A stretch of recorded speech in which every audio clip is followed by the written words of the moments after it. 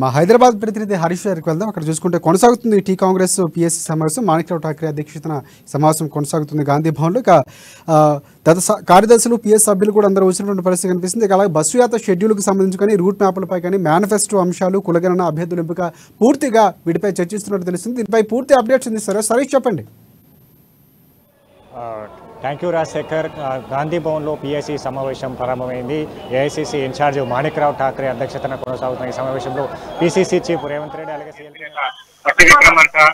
పాటుగా సభ్యులంతా కూడా సమావేశంలో వస్తున్న నేపథ్యంలో ప్రధానంగా బస్సు యాత్రకు సంబంధించి కూడా పలు అంశాలపైన కూడా ఈరోజు సమావేశంలో చర్చకు వస్తాయని చెప్పొచ్చు. ప్రధానంగా ఏదైతే ఈ నెల 15 నుంచి కూడా బస్సు యాత్ర కొనసాగుతున్న నేపథ్యంలో ఆ బస్సు యాత్రకు సంబంధించి రూట్ మ్యాప్ కావచ్చు, బస్సు యాత్ర ఏ నియోజకవర్గాల్లో కూడా రూట్ మ్యాప్ సిద్ధం చేసేందుకు కావచ్చు, అగ్రనేతల పర్యటన ఉన్న నేపథ్యంలో కూడా అంశాలపైన కూడా ఈరోజు ఈ సమావేశంలో చర్చ జరుగుతుంది. నేపథ్యంలో 15న ప్రియాంక గాంధీ ఏఐసీసీ ప్రధాన కార్యదర్శి ప్రియాంక గాంధీ ఈ బస్సు యాత్రను ప్రారంభించనున్నారు. నేపథ్యంలో ఏదైతే 15, 16 తేదీన కూడా ప్రియాంక గాంధీ 2 రోజుల పాటు బస్సు యాత్రలో పాల్గొన్న నేపథ్యం కావచ్చు. అలాగే 18, 19న రాహుల్ గాంధీ అగ్రనేత రాహుల్ గాంధీ కూడా ఈ బస్సు యాత్రలో ఉండనున్నారు. నేపథ్యంలో మళ్ళా ఏదైతే 2021ను కూడా ఏఐసీసీ అధ్యక్షుడు మల్లికార్జున ఖర్గే బస్సు యాత్రలో పాల్గొంటున్న నేపథ్యం కావచ్చు. అగ్రనేతలంతా తెలంగాణకు వస్తున్న నేపథ్యం కావచ్చు. బస్సు యాత్రకు సంబంధించి కూడా ఇప్పటికే ఇక్కడ తెలంగాణలో ఎన్నికల షెడ్యూల్ కూడా నిన్న నుంచి ప్రారంభమైన నేపథ్యం,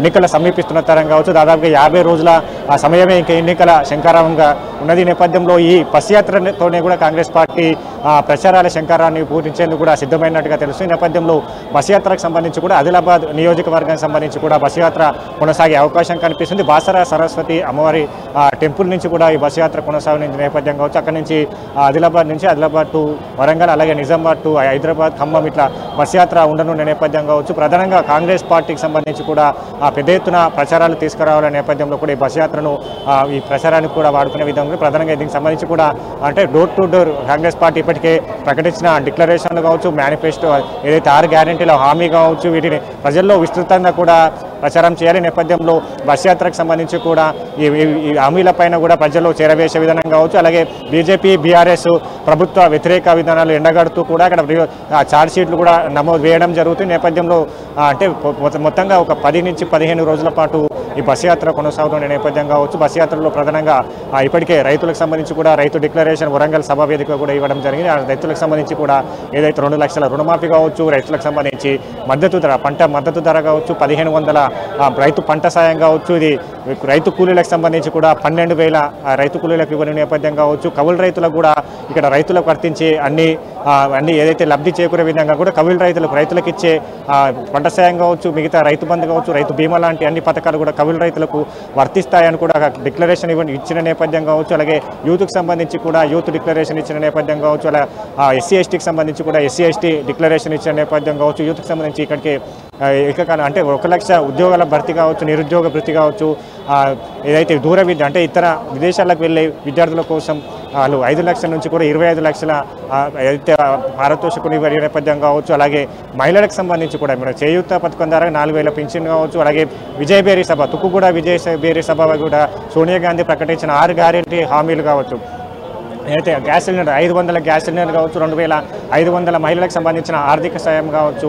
అలా అనేక అంశాలు ఇక్కడ ఏదైతే 6 గ్యారెంటీలతో పాటు కూడా ఇక్కడ డిక్లరేషన్లు కావచ్చు. ఇక మేనిఫెస్టో సిద్ధమవుతుంది. మాజీ మంత్రి శ్రీధర్ బాబు నేతృత్వంలో మేనిఫెస్టో కమిటీ కూడా సిద్ధమవుతుంది. మేనిఫెస్టో ఫైనల్ దశకు చేరుకున్న నేపథ్యం కావచ్చు. ఇప్పటికే పలు హామీలు కూడా ఇచ్చిన నేపథ్యం ఆ మేనిఫెస్టోలో పలు అంశాలు కూడా చేర్చే అవకాశం కనిపిస్తుంది. ఏదైతే ఇప్పటికే విద్యార్థులకు సంబంధించి కూడా ఉచిత ఇంటర్నెట్ కావచ్చు, మెట్రో ప్రయాణం కావచ్చు, ఇంకా మహిళలకు సంబంధించి కూడా ఉచిత ఆర్టీసీ బస్సు ప్రయాణం కావచ్చు, ఏదైతే పసుపు కుంకుమ కింద ఇప్పుడు ఏదైతే షాదీ ముబారక్ కావచ్చు, కళ్యాణ లక్ష్మి కింద ఇస్తున్న దానికంటే పసుపు కుంకుమ పథకం ద్వారా కూడా మహిళలకు ఏదైతే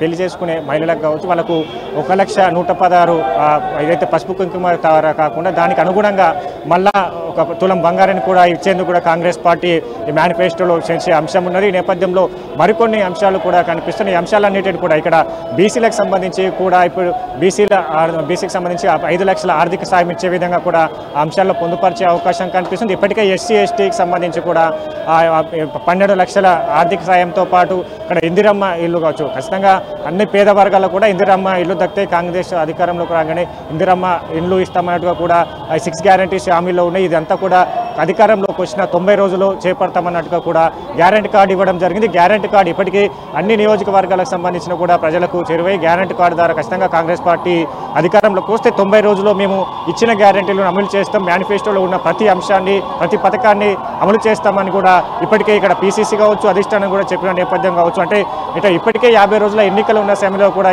పెద్ద ఎత్తున ప్రచారాలు చేసేందుకు ఇప్పుడు కాంగ్రెస్ పార్టీ బస్ యాత్రలోనే, ఎందుకంటే అగ్రనేతలంతా కూడా వస్తున్న క్రమం కావచ్చు. ఇక్కడ కర్ణాటక నుంచి కర్ణాటక సిద్దిరామయ్య, డీకే శివకుమార్ కూడా ఆహ్వానించేందుకు కూడా పీసీసీ నిర్ణయం తీసుకుంది. దాంతోపాటుగా అగ్రనేత సోనియా గాంధీ కూడా ఆహ్వానించేందుకు కూడా ఇక్కడ పీసీసీ వ్యూహాలు రచిస్తున్నట్టుగా తెలుస్తుంది. ఈ నేపథ్యంలో ఈ సమావేశంలో అన్ని అంశాలు ఇక్కడ అగ్రనేతల పర్యటనలు కావచ్చు, మొత్తంగా అగ్రనేతల పర్యటనలు ఎక్కడి నుంచి ఎక్కడి వరకు ఉండాలి, ఆదిలాబాద్ టు ఏ జిల్లా జరగాలి, అక్కడ నియోజకవర్గానికి సంబంధించిన అక్కడ స్థితిగతులు ఏంటి, ఇప్పటికే అక్కడ బీఆర్ఎస్ బీజేపీ తీసుకొచ్చిన పథకాలు ఎంత మేరకు అమలయ్యాయి, ఇక్కడ ప్రజలు ఏం కోరుకుంటున్నారు, ప్రజలకు ఎలాంటి అంశాలు చెప్పాలి అనే దానిపైన పూర్తిగా కూడా ఈ సమావేశంలో చర్చ జరుగుతుంది. దీనికి సంబంధించిన ఫైనల్ రూట్ మ్యాప్ అయితే పీఐసీ సమావేశం తర్వాత కూడా వెల్లడించే అవకాశం అయితే కనిపిస్తుంది. ఎప్పటి నుంచి ఆ బస్ యాత్ర కొనసాగుతుంది, బస్ యాత్రలో అగ్రనేతలు ఏ నియోజకవర్గంలో పాల్గొంటారు, ఏ కార్నర్ మీటింగ్లో చర్చ ప్రసంగిస్తారని పైన కూడా పూర్తిగా పీఐసీ సమావేశం తర్వాత మీడియాకు వెల్లడించే అవకాశం అయితే కనిపిస్తుంది.